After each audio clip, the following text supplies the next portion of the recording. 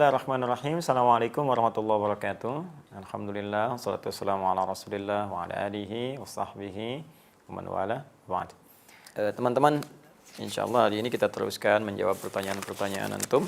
Ustaz, apa perbedaan zakat, infak, dan sedekah?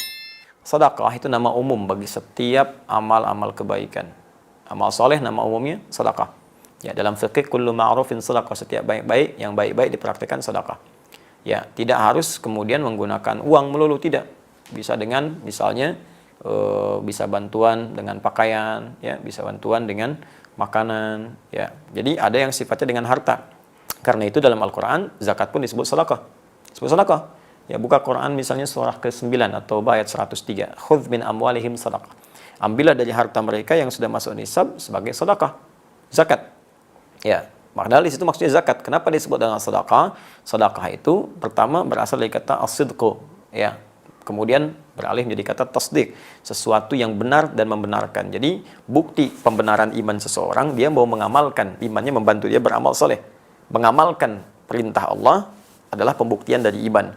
Karena itu ketika dia membuat kemudian keputusan untuk berzakat, artinya dia membenarkan imannya, karena Allah perintahkan zakat. Misal Allah perintahkan di Al-Baqarah ayat ke-43, wa aqimus shalah wa atuz zakah. Ya, tunaikan salat, keluarkan zakat. Anda beriman kepada Allah dan Anda buktikan saya keluarkan zakat, berarti Anda membenarkan iman Anda kepada Allah. Anda membenarkan perintah Allah. Ketika Anda membenarkan perintah Allah disebut dengan tasdik namanya. Ya, kebenarannya disebut shadiq, yang terus membenarkan disebut siddiq. Karena itu sahabat Abu Bakar disebut as-siddiq karena terus membenarkan perintah Allah dan Rasulnya. Nah, zakat disebut dengan sedekah salah satunya karena itu pembuktian keimanan kita kepada Allah. Ya. Kemudian teman-teman sekalian, infak disebut sedekah. Quran surah kedua Al-Baqarah ayat 264, yang paling kiri sebelah bawah. Ya ayyuhalladzina amanu la tubtilu shadaqatikum bil manni wal adza kalladzi yunfiqu malahu riya'an nas. Hai orang-orang beriman, jangan batalkan, gugurkan amal-amal kebaikanmu yang telah lelah engkau tenun dengan melakukan perbuatan yang merusak seperti orang infak yang riya. Nah, infak riya itu disebut dengan bagian infaknya disebut dengan sedekah. Enggak boleh infak dengan riya. Infaknya masuk kategori sedekah. Jadi kalau Anda katakan sedekah itu nama umum, ya, zakat sedekah, infak sedekah, termasuk salat bagian dari sedekah karena amal saleh. Senyum sedekah. Ya, basmatuka fi wajhi akhika sedekah. Senyummu yang membahagiakan temanmu itu sedekah. Nah, kemudian kalau sudah zakat spesifik, zakat bentuknya kewajiban berupa harta yang harus dikeluarkan jika sudah memenuhi batasan dan syarat-syarat ketentuan tertentu. Ya, batasan syarat ketentuannya misalnya nisab. Ukurannya apa misalnya? Ya, ukuran sudah 85 gram emas keluar. Ya, di zakat tanaman lain lagi. Ya, apakah diairi atau tidak, perkebunan lain lagi, zakat hewan lain lagi. Ya, ada ukuran-ukurannya.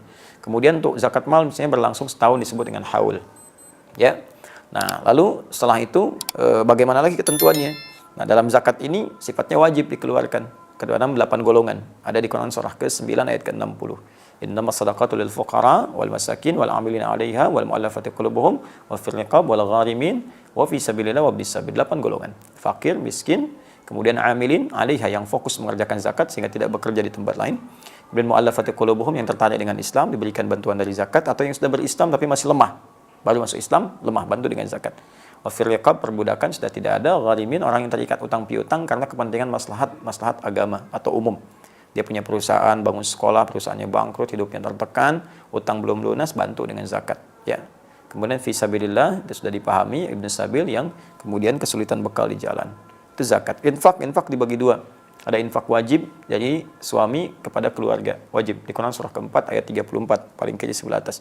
Ar-rijalu qawwamuna 'alan nisa bima faddalallahu ba'dahum 'ala ba'din wa bima anfaqu min amwalihim. Ya, setiap suami lelaki diberikan kelebihan dari istri dari yang lain. Baik ya, karena Allah berikan kekuatan untuk bekerja dan dari pekerjaan itu menghasilkan harta yang diinfakkan untuk keluarganya. Diinfak suami kepada keluarga sifatnya wajib. Ada infak yang sifatnya sunnah. Ya, setelah selesai kebutuhan keluarga, udah beres semua, nah kelebihannya digunakan untuk infak sunnah. Contohnya Quran surah kedua ayat 215, paling kanan sebelah bawah. Ya, wa yas'alunaka madza yunfiqun, mereka bertanya tentang apa yang harus diinfakkan. Qul ma anfaqtum min khair. Kalau mau infak katakan Muhammad SAW, infakkan yang baik-baik. Untuk siapa? Lil walidain, orang tua, wal aqrabin, kerabat dekat, wal yatama, anak-anak yatim, wal masakin, orang miskin, wabnis sabil, orang kesulitan di jalan dalam mendapatkan bekal. Itu contoh-contoh infak yang sunnah. Selebihnya umum. Ya, umum infak misalnya untuk infak ke masjid, infak untuk yang sifatnya Anda ingin berikan, ya boleh. Itu ada di Quran surah kedua ayat 261. Kaidah umum dibalasnya langsung 700 kali lipat dengan izin Allah Subhanahu wa taala. Sekira itu Allah taala alam bissawab. Semoga Allah berikan kemuliaan. Kita berjumpa lagi di sesi yang lain insyaallah. Subhanakallahumma wa bihamdika asyhadu an la ilaha illa anta astaghfiruka wa atubu ilaik. Assalamualaikum warahmatullahi wabarakatuh.